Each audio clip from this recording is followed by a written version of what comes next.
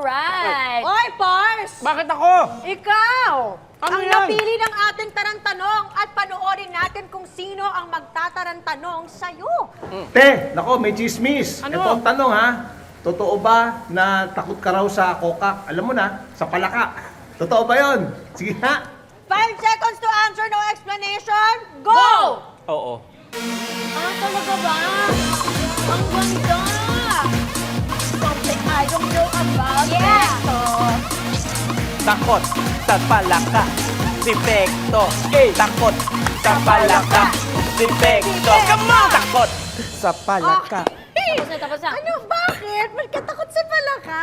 Basta hindi ko alam nararamdaman ko pag nakikita ako ng palaka, nandidiri ako sa kanya. Hindi ko kaya. Naku, tagulan. Oo, paano pag Oo. tagulan, rinig na rinig ang mga koka?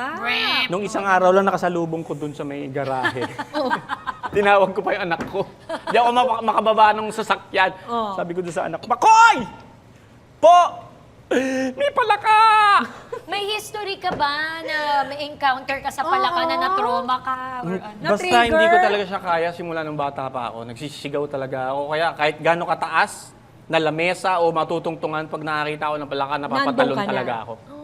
Ang weird, Hindi di ko ba? talaga siya kaya. Ipis, Correct, daga, oo. sipek, Pero kasi palaka. maintindihan ko dahil nagapang yung mga yan. Tsaka Akala mga ko warts. tumatalon sila. Wart. Lalo na yung palakang saging.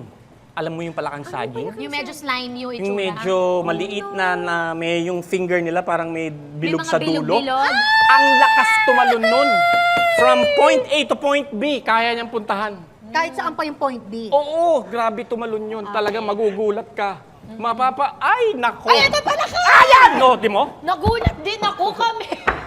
Hindi ko kaya yan, palaka. Nagpakasakali lang ako, pumasok naman yung panggugulat ko. Okay! Salamat, Parspecto!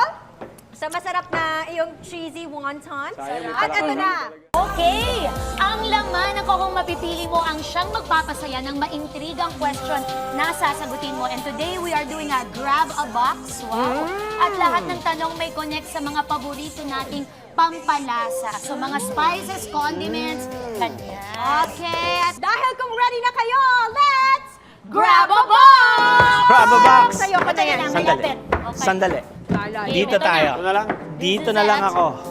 Okay? Aha. Aha. Aha. Come on. Whoa. Hey. To the right. To the right. Come on, everybody. To the left. Left. To the left. Your Whoa. other left. Come on. Left. Woo. All right. Kuya Pecto, Oy! simulan mo na!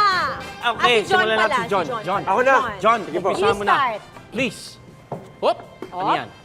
Ano yan? Ano yan, Pars? Ano yan? Patis! Patis ba? Patis. Pakabango, ha? Patis. Mhm. Kasi natakot siyang matapo ng patis. Oo nga. At dumikit sa kanyang amoy. Tulad ng patis na masarap pag konti lang pero di kaaya-aya kapag mapasobra. Okay lang sa akin kapag ang isang tao ay medyo may pagka maldita pero ayoko na kapag sumusobra na. Pwede. Pwede ba?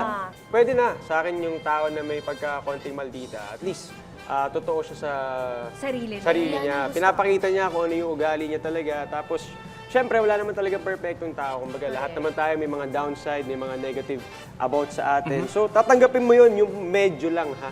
Pag sumusobra naman lahat ng bagay, hindi na talaga okay. Agree. So, sakto lang. Ang galing-galing naman ni John. Oo, konti lang sinabi, galing na galing. Tingnan mo ikaw.